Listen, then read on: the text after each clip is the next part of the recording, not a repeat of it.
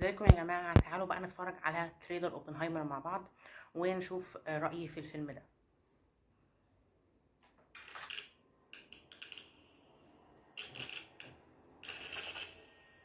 This is a national emergency.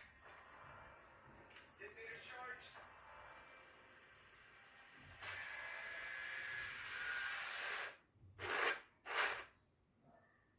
فايب الفيلم ده حلو جدا.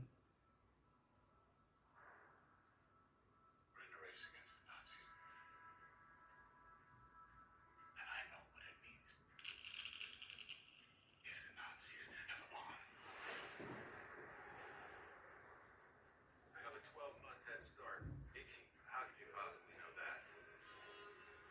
We've got one hope. All America's industrial-minded scientific innovation connected here. Secret laboratory. Keep everyone there until it's done. Let's go recruit some scientists.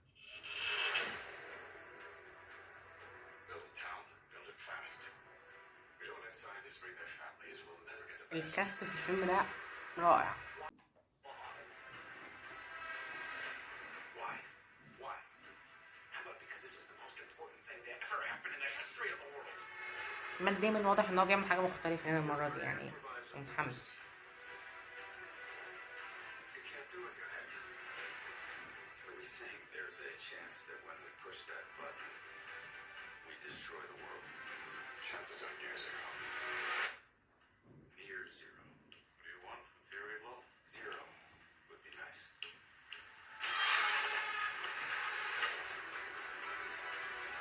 This is a matter of life and death. I can perform this miracle.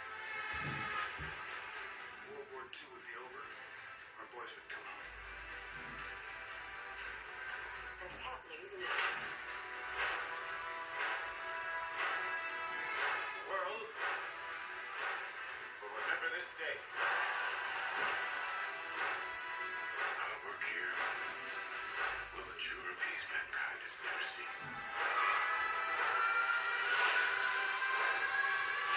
Okay, somebody didn't say be it wrong. You're the man who gave them the power to destroy themselves. And the world is not prepared. RDJ.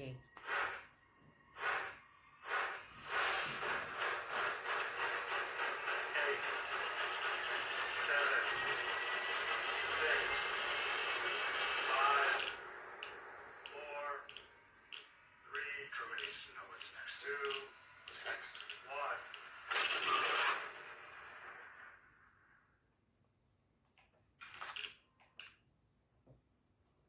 انا في حالة من الذهول بعد الاعلان ده الصراحة. في حاجات كتيرة نتكلم عنها. تعالوا كده نشوف ايه اللي احنا شفناه ده دلوقتي.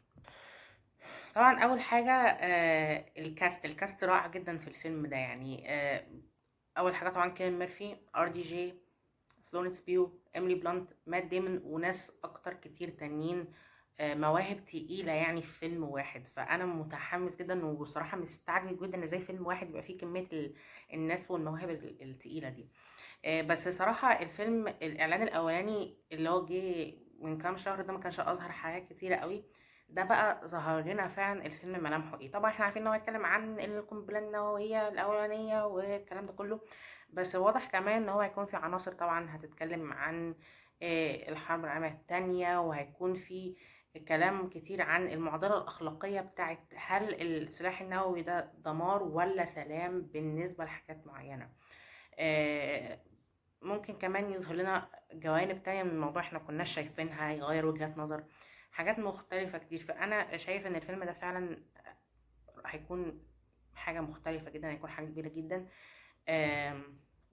واعتقد هنا كمان ان الحاجه CGI لكريستوفر نولان المره دي هتكون مؤثرات القنبله هي بتتعمل بقى شكله هيدخل كده جوه القنبله نفسها وهيروينا مؤثرات مختلفة، لان احنا عارفين ان كريستوفر نولان بيعمل مؤثرات في كل فيلم، كل توبيك ياخده يعمل عنه مؤثرات معينة. يعني مثلا عشان اوضح فكرتي اكتر، عندنا فيلم زي انسبشن مثلا، كان فيه مؤثرات عن الاحلام والحاجات دي. فيلم انترستيلر، الفضاء، هنا المرة دي واضح ان الموضوع هيكون التعمق داخل القنبله نفسها. الموضوع شكله ممتع وشكله مختلف جدا، والصراحه انا متحمس قوي للفيلم ده، لان كريستوفر نولان عمره ما بيخيبنا وبيعمل افلام قويه جدا. لما بيمسك التوبيك وبيتكلم عنه فعلا بيتكلم عنه باستفاضه وبشكل كبير جدا. ومتحمس اكتر حاجه لدور ار دي جي في الفيلم ده، لان ار دي جي اخر مره شفناه بشكل كبير كان في اند جيم. الصراحه الحاجات اللي عملها بعد كده كانت يعني مش كتيره، فانا متحمس جدا لدوره هنا. برضو مات ديمون عجبني جدا في فيلم اير، فمتحمس اشوف اداؤه هنا في فيلم اوبنهايمر. وطبعا بنحب كلنا كيليان ميرفي ومستنيين نشوفه في الفيلم ده. بس انتوا كمان اكتبوا لي رايكم ايه في الاعلان ده، وهل متحمسين للفيلم ولا لا؟ ايه اكتر حاجه حمستكم؟ مستنيين ايه بالظبط من الفيلم والكاست الكبير ده؟ وما تنسوش تعملوا لايك وتشتركوا في القناه وتفعلوا الجرس عشان هنتكلم كتير الفتره الجايه عن الافلام. وسلام.